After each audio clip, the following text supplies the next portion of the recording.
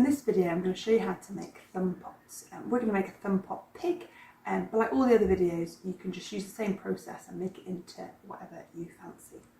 So the first thing you're going to do is you're going to take 2 balls of clay and just work them in your hands to get them as round as possible. You're then going to stick your thumb into the middle of the clay and pinch it around.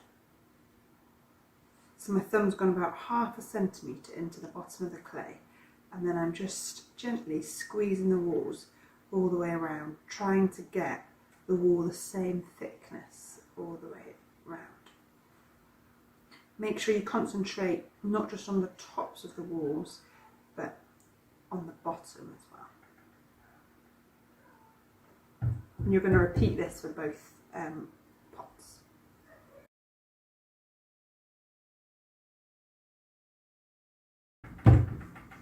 So you should have now created 2 thumb pots. You're going to try and join them together. You might find that your cups are slightly different sizes, so now you can just sort of pry open and make them the same size. To join them together you need to score the surfaces and apply some slip. So first take your tool and just crisscross.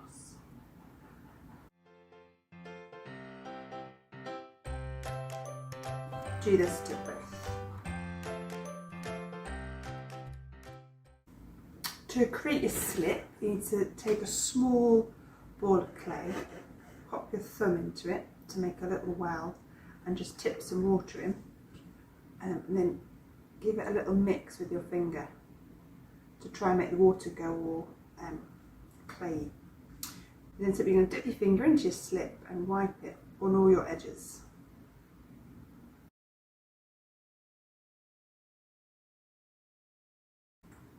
Once you've crisscrossed and slipped both your edges, you're then going to join your 2 cups together. Using your finger, you're going to drag the clay over the join to conceal the gap. If you have a large gap in the middle, you can use a strip of clay and lay it into the join.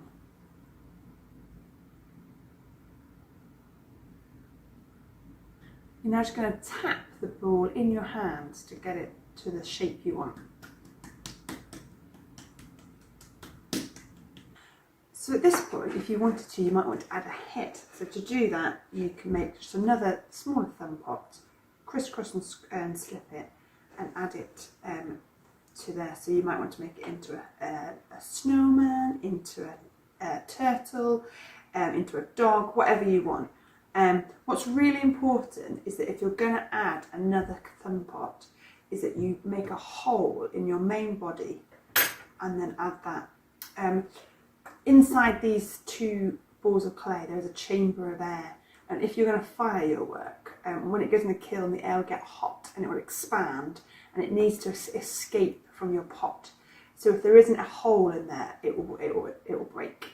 At the end we're going to put another hole into the bottom of your pot to let that air get out. I'm going to make a pig, so I'm not actually going to do a separate head. I'm just going to mould my shape now with my hands to make him into a slightly more kind of piggy, snouty shape, like that. So now you can add on your features. So to add on your features, you must score and slip. So I've got a couple of ears. So I will score the edges on here, score the edge on here, apply my slip and stick them on. So I've got 2 ears, a bit more of a snout, and my eyes. Everything that I add on now I'm going to crisscross and slip.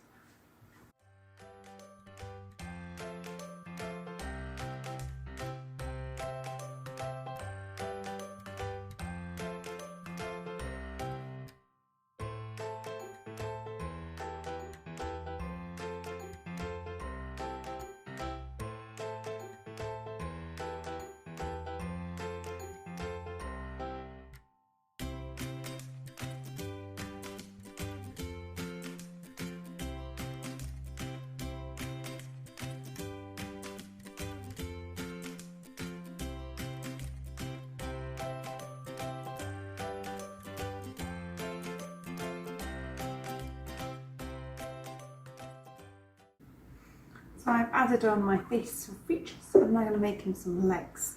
So I'm going to roll a sausage and then cut it into 4 to get my legs. I'm then going to make them hollow. So I'm going to pop my knitting needle up the leg and just give it a little roll on the table, and that just makes them hollow.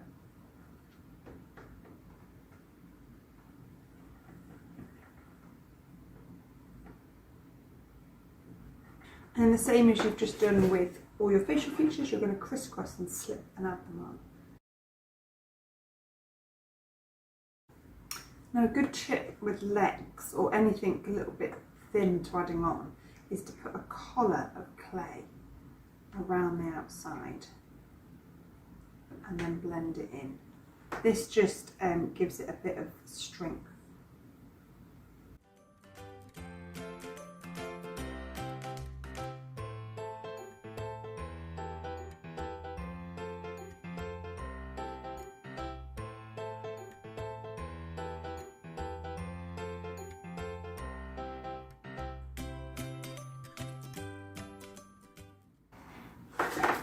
Okay, so I've added his legs.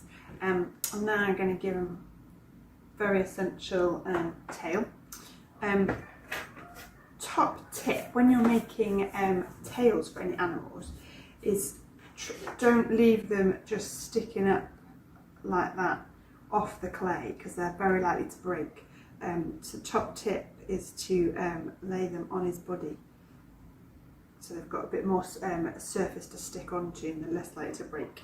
So again, just crisscrossing the surface. Oh, the sun's come out. So the last very important thing to do is to make sure there is a hole that goes into his tummy. I'm just going to put a hole right in the middle like that with my stick.